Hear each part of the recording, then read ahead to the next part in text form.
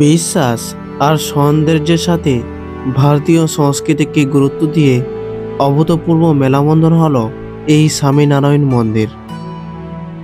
এই স্বামীনারায়ণ মন্দিরটি কলকাতা থেকে মাত্র 2 ঘন্টা রাস্তা ধরে অবস্থিত। এটি কলকাতার একেবারে কাছে অবস্থিত হওয়ায় আপনি একদিনের জন্য ঘুরে আসতে পারেন। এই মন্দিরটির প্রাকৃতিক সৌন্দর্য এত গভীর যে প্রতিদিন দূর দূরান্ত থেকে ছুটে আসে বহু দর্শনার্থী। আজ আমি আমার ভিডিওটির মাধ্যমে স্বামীনারায়ণ মন্দিরটির যাবতীয় তথ্য তুলে ধরব। সেই সঙ্গে জানাবো কিভাবে সহজে আসবেন, দিনের কোন কোন সময়ে এই মন্দির খোলা থাকে, ভোগ প্রসাদের মূল্যই বা কত, আর বিকেলের শেষে মন্দিরটির সৌন্দর্য কতটা বৃদ্ধি পায়। চলুন এবার শুরু করি আমার ভিডিওর কাহিনী।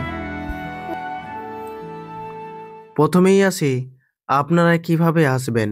দেখুন, এই মন্দিরে আসার জন্য সবথেকে সুবিধাজনক রাস্তা হলো সড়ক পথ। ধর্মতলা বা হাওড়া থেকে ডায়মন্ড হারবার বা নামখানা যাবার জন্য প্রচুর প্রাইভেট অথবা সরকারি বাসে আসতে পারেন। সময় লাগবে 40 থেকে 45 মিনিট। মাথাপিছু ভাড়া মাত্র 25 টাকা। তবে আমার যাত্রা হয়েছিল অন্যরকম। মাঝেরহাট স্টেশনে চলে এসেছি। এটা হচ্ছে 1 নম্বর প্ল্যাটফর্ম, আর এটা দিয়ে আমরা গিয়ে এটা দিয়ে সোজা বেরিয়ে যাব। আমার সাথে আরেকজন যাবে, সে হলো সমীরণ। তো তার সাথে আমি একটু আপনাদেরকে পরিচয় করিয়ে দিই। অনেকদিন পর দেখা হলো। চ, ভালো আছিস? আচ্ছা, এই মুহূর্তে দুজনের সাথে আমাদের দেখা হয়ে গেছে, আর অনেকদিন পর দেখা, খুব ভালো লাগছে। আমরা এখন 1 নম্বর প্ল্যাটফর্মেই আছি, আর 1 নম্বর প্ল্যাটফর্ম থেকে বেরিয়ে আমরা সোজা বাইরে চলে যাবো, আর বাইরে গিয়ে বাস বা অটো যা পাই তা ধরবো। এই মুহূর্তের মধ্যে আরেকজনের সাথে দেখা হয়ে গেছে। এর নাম হচ্ছে, আমরা সবাই ডাক নাম দিয়েছি গুগল। কেমন আছিস বল? ভালোই আছি। অনেকদিন পর দেখা। এটা হচ্ছে সমীরণ। তো আমরা এখন এটা দিয়ে বাইরে বেরিয়ে গিয়ে ওইখানে ট্রেন ধরবো।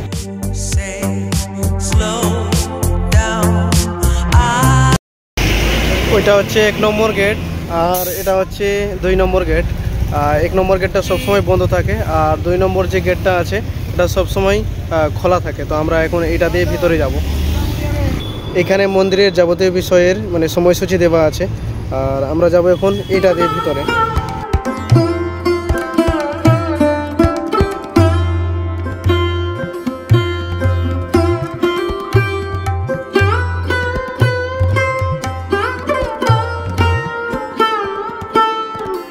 আমি এখন একেবারে মন্দিরের সামনে আছি, আর এখন মন্দিরের ভিতরে ঢুকবো, আর চারপাশের জায়গাগুলো ভালো করে দেখবো।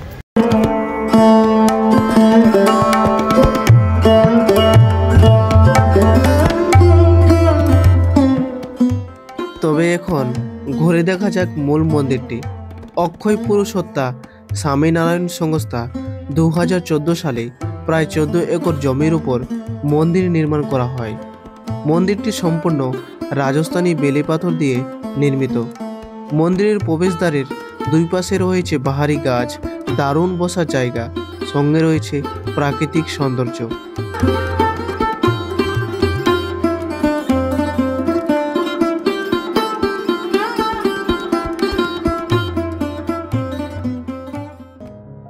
মন্দিরের ভিতরে মোবাইল নিয়ে গিয়ে ফটো আর ভিডিও শ্যুট করা একেবারে নিষিদ্ধ। তবে মন্দির যা আছে মন্দিরের নিচের অংশ থেকে আপনি ফটো বা ভিডিও শ্যুট করতে পারেন। মন্দিরটা এত সুন্দর লাগছে যে আপনাকে আমি বলে বোঝাতে পারবো না। খুব সুন্দর লাগছে মন্দিরটা।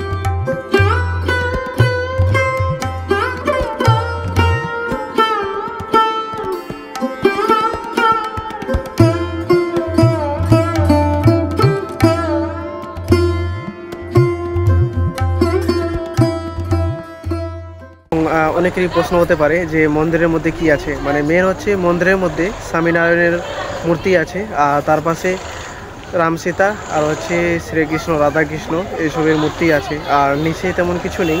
আর নিচের যে দৃশ্যটা আছে মানে সেখানে আমি ভিডিও শ্যুট করতে পারিনি, কারণ নিষেধ আছে। সবথেকে আমাকে ভালো লেগেছে মানে দোতলার একেবারে যে নিচের অংশটা আছে, সেই নিচের অংশের মধ্যে যে ছবি এবং চিত্র আছে সেগুলো এবং অসাধারণ এবং নিখুঁত, মানে দেখতে অসাধারণ লাগছে।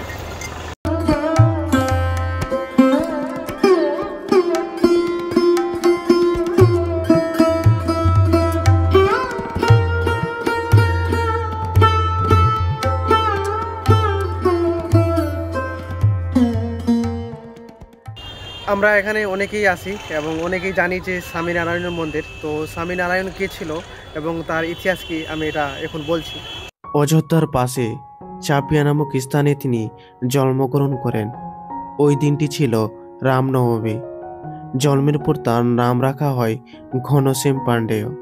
তিনি 5 বছর বয়সে পড়াশোনা শুরু করে এবং মাত্র 2 বছরের মধ্যে অর্থাৎ 8 বছর না হওয়া থেকেই তিনি বেদ ও হিন্দু শাস্ত্র অধ্যয়ন করা শুরু করে এবং 4 বেদ ও উপবেদ সহ গীতা সম্পর্কে দিব্যজ্ঞান লাভ করে, যেটা সাধারণ ব্যক্তির পক্ষে দ্রুত অর্জন কখনোই সম্ভব নয়। অল্প বছরের মধ্যেই তিনি ভারত ভ্রমণ শুরু করে। তখন থেকেই তিনি নীলকণ্ঠ নামে পরিচিত। তিনি সমাজের মধ্যে নৈতিকতা, অহিংসা, সত্য, ব্রহ্মচর্য এবং ঈশ্বর ভক্তির উপর জোর দেন। কথিত আছে শ্রী স্বামীনারায়ণকে শ্রীকৃষ্ণের অবতার মানা হয়।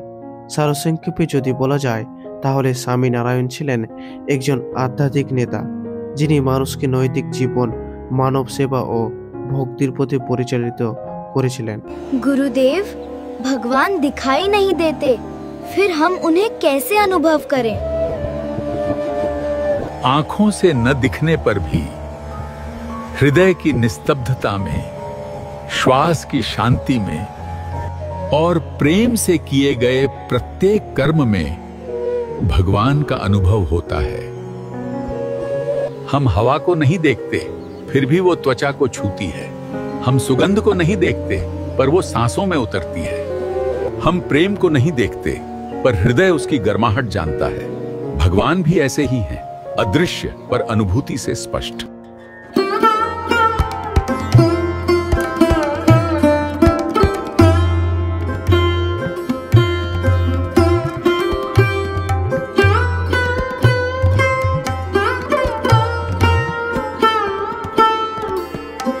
স্বামীনারায়ণ মন্দিরটা চারপাশে আমার ঘুরে মনে হলো যে এই স্বামীনারায়ণ মন্দিরটা মানে নাগরা এবং দ্রাবিড় স্টাইলের মানে ওই মিশ্রণে তৈরি।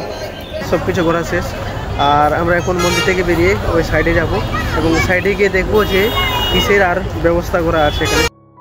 এটা হচ্ছে ওয়াশরুম আর এটা হচ্ছে ক্যান্টিন।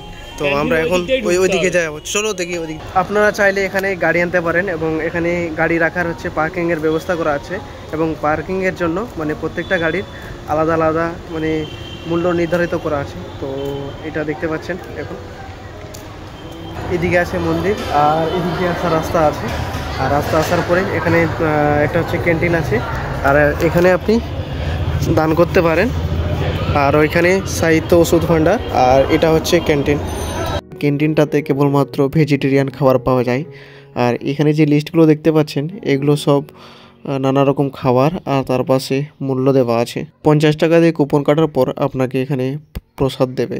আমি এই স্বামীনারায়ণ মন্দির ঘুরতে এসেছি মানে বিশেষত মানে বিকেলবেলা করে, মানে বিকেলবেলা এসেছি এই কারণে যে মানে সন্ধে হয়ে যাওয়ার পরে মানে এখানে যে লাইটিংয়ের ব্যবস্থা আছে মানে মন্দিরের মধ্যে লাইটিংটা এত সুন্দর লাগে, মানে মন্দিরটা অসাধারণ লাগে। আপনি চোখে না দেখলে বিশ্বাসই করতে পারবেন না যে আমাদের কলকাতার পাশে এরকম একটা সুন্দর মন্দির। আর আমার এই ভিডিওটা দেখে আপনি অবশ্যই আসতে চাইবেন একবার। এইটা একেবারে মন্দিরের সামনে, আপনি চাইলে এখানে দান করতে পারেন বা প্রণামী দিতে পারেন।